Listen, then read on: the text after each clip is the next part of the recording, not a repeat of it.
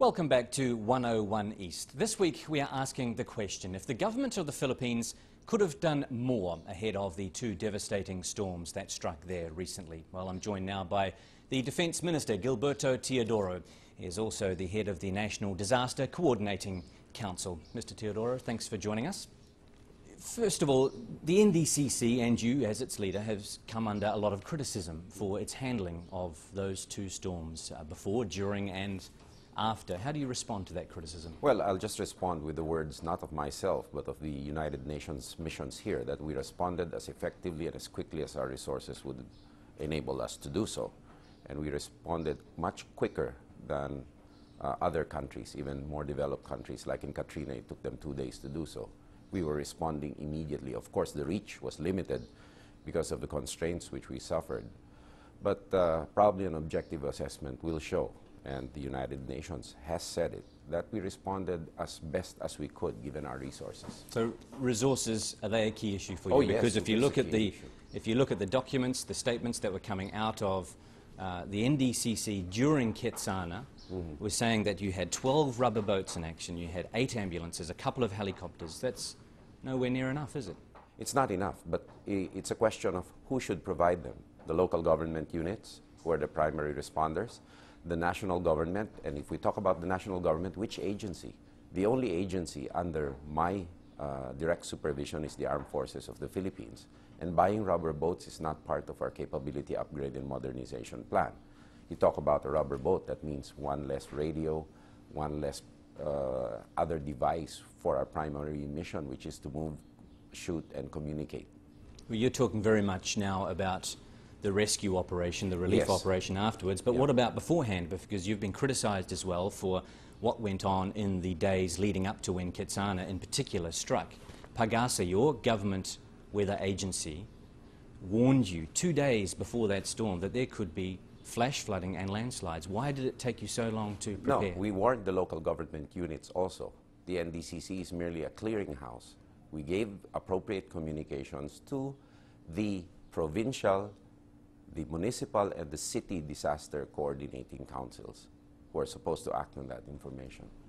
So is this a logistic problem? It seems to be that this is very cumbersome. Right. You're blaming other government agencies, but you are a senior person within your government. Someone has to take responsibility. Oh yeah, and I take full responsibility for everything, and I have not been shirking from that in the past, how many months? That's 34 months of continuous work. And I will not shirk from that, although the criticism must be based on objective facts.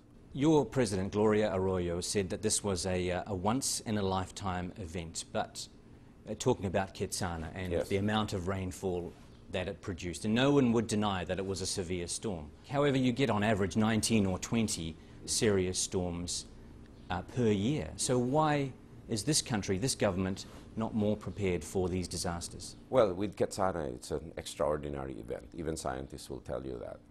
In other areas, you know, we have seen right now a shift in the pattern of storms, where areas we have prepared for, which is the eastern seaboard of the Visayas and Mindanao, are getting less frequent storms but more continuous rain right now. And the storms have shifted. For example, the dumping of that amount of rain in Metro Manila was totally unexpected. But no doubt also your government has pointed the finger, and you're kind of hinting at it there, of global warming, changing these storms. Oh yeah, we feel the effects every day. For the first time in my whole life, I've heard of deaths from tornadoes in this country. But isn't that skirting the issue a little bit, sir? Because no, it is precisely the issue. It's precisely the issue of capacity building in the part of the national government and the local governments to deal with whatever challenges, whether they are routine weather disturbances or global warming. There is also the fact that areas get more heavily populated, particularly urban areas, and you have the specter of having people in vulnerable areas. But what I mean by skirting the issue is that you have been getting storms for a long time now. You've been getting typhoons. Yes, they may be getting more frequent, they may be changing their patterns, they may be getting more severe, but you've been getting storms for 100 years, as you say. So why are you not prepared? Why do you not have these systems in place now? Well, systems cost money, and preparation for disasters will cost a lot of money, which should go to education, social services, and the like. Our resource base is really limited in this extent. Even with local governments who are constrained by law from using a portion of their earnings for calamities in terms of preparedness, they can only use what the calamity portion of their resources if there is an actual calamity, and that's by law. Well, the NDCC itself, the organisation, the branch of the government that you are in charge of, isn't that part of the problem? Because this is an ad hoc organisation that comes together only when there is a disaster. So why is there not? No, it doesn't group only when there is a disaster, but in effect it does, because of the fact that it is merely a council of line ministers or line secretaries. It was a creation during the Marcos era where the Secretary of National Defense had vast powers, even over the local police forces. Now with the advent of the 1987 Constitution, with devolution, with enhanced local autonomy, the decree stands out like a sore thumb.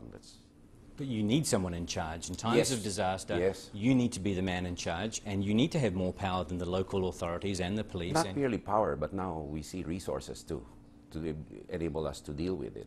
And that's why there are pending bills right now in Congress to create a new disaster risk management agency. And so will that have its own budget, and it will prepare for storms? Yes. It will prepare to augment local governments in a direct manner by having its own rescue capacities and rescue equipment in case local government units are overwhelmed.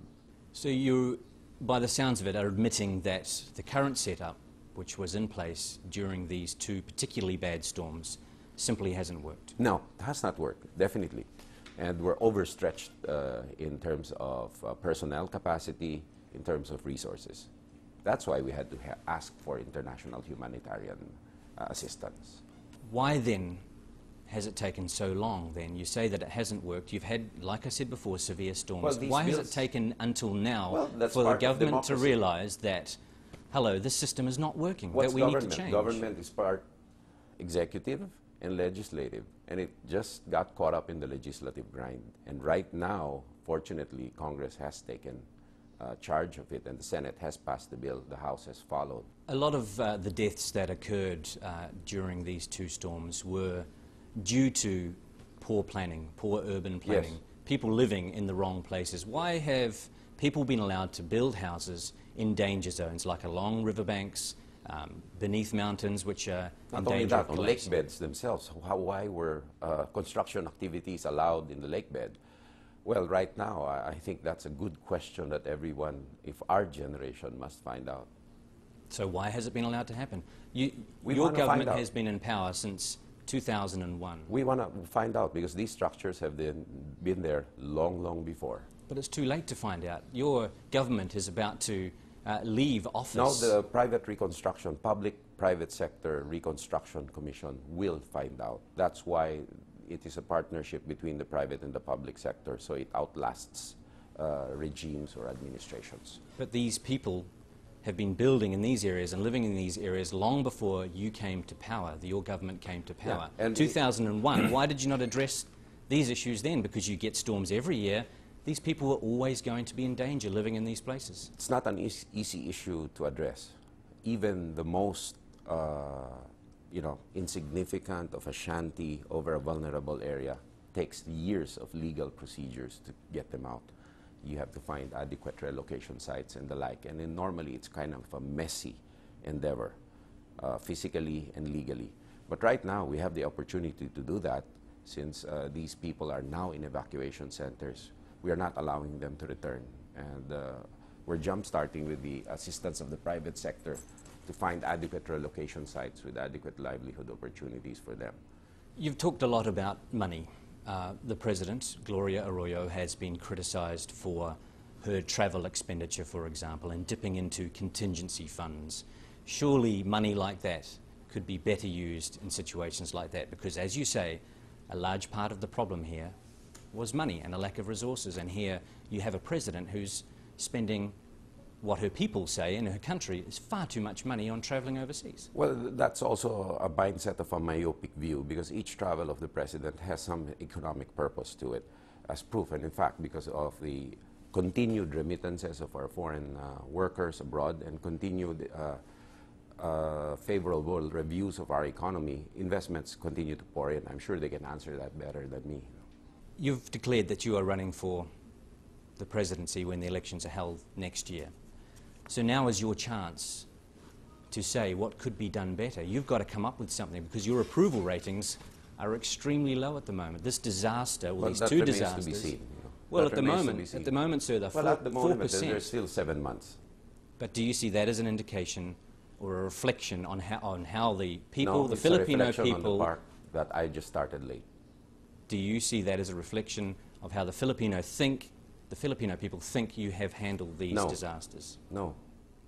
You don't see this as being No, the because end my of your approval campaign? rating went up 4 times after that incident, from 0.6 to 4%. It's modest, but it went up. Gilbert Teodoro, thanks for joining us. Thank you. That's all for this edition of 101 East. From me and the team, thanks for watching.